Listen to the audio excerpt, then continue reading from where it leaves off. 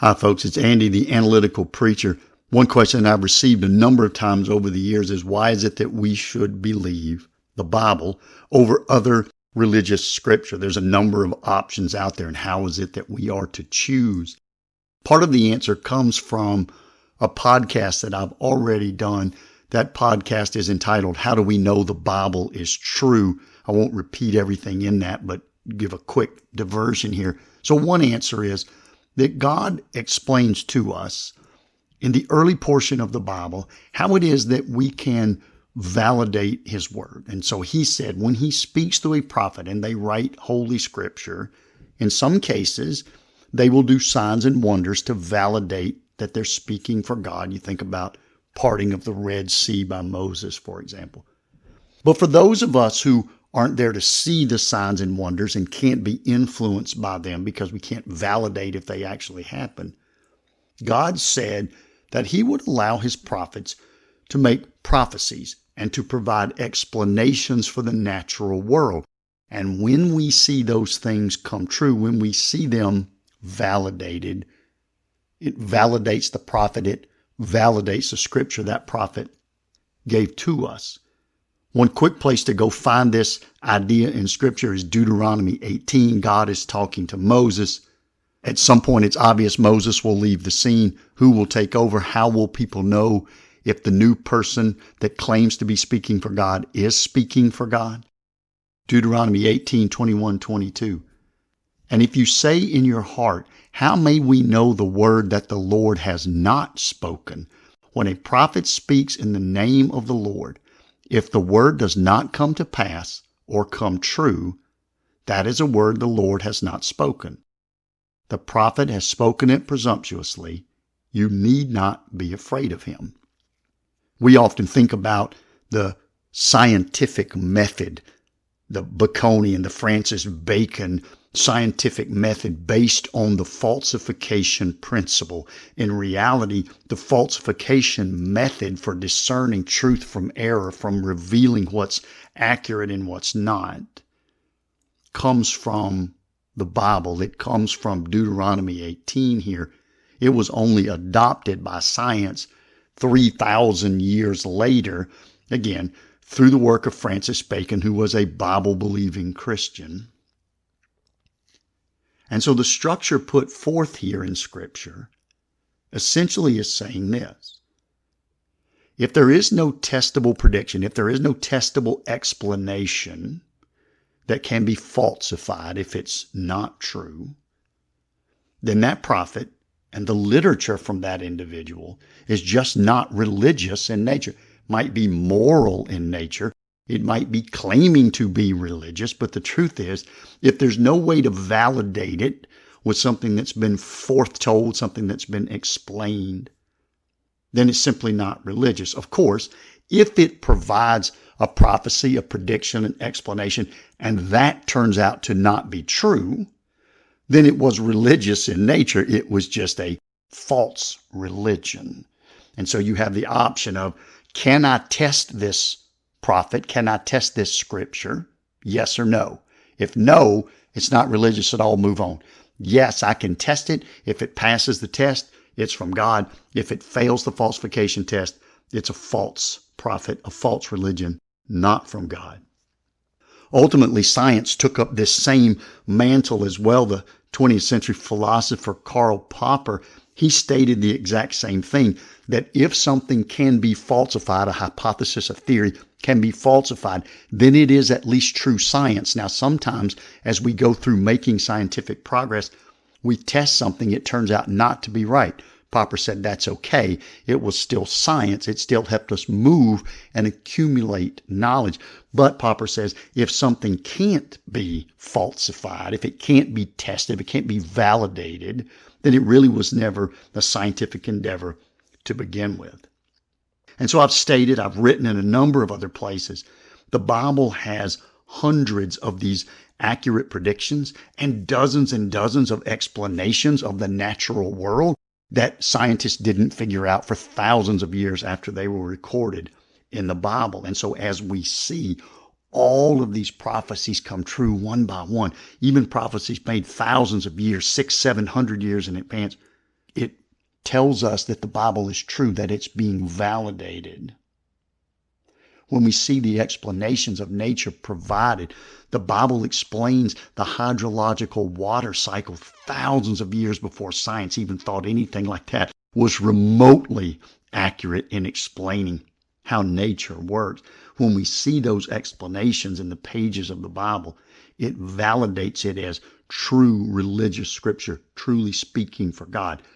But there are other religions that have allowed themselves to be tested. You think about Jehovah's Witnesses, you think about Seventh-day Adventists.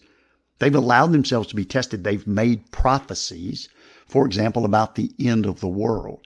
But their prophecies didn't come true. Normally what they would do is back up, make an excuse, and remake the prophecy for a different date in the future, which again would not come true. And so we can immediately eliminate those as false religions, and all of the quote-unquote scripture out there that can't be tested or validated, we would immediately write off as not even being a religious contender to begin with.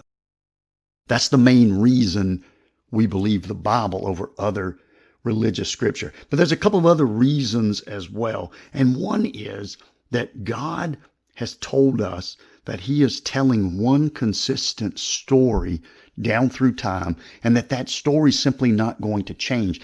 It will build on itself. So we think about God in Genesis casting a one-dimensional shadow, and then that becomes a two-dimensional shadow, and then it sort of becomes a three-dimensional figure, and then all of a sudden it comes to life. But the story itself, though faintly told at first and finally come to full fruition in human nature, the story itself never changes, and that's important. So you look at places in the Old Testament like Deuteronomy chapter 13, or in the New Testament in 2 Corinthians chapter 11, and God talks about this consistent story. If someone comes to you and they're trying to convince you they speak for me, but they're telling you something that's not been told before, more importantly, they're telling you something that directly contradicts what's been told before, you don't need to listen to that person. So religions who want to write more modern scripture, the last 100 or 1,000 years, they want to write scripture. What they have to do to get around this idea is to say, well, what was written has been corrupted. So yes, God wrote one consistent story, and the Old Testament has been validated. And so most modern religions will try to pull off of the Old Testament because, again, it has been validated as scripture by God.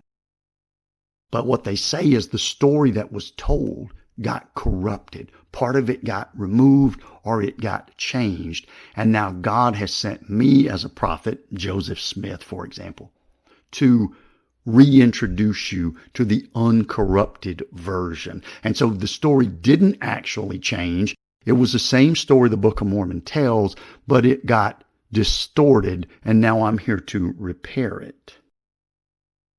But there's a fatal flaw in that logic, and the fatal flaw is simply this. 3,000 years ago, God shut down that avenue, that argument, that logic.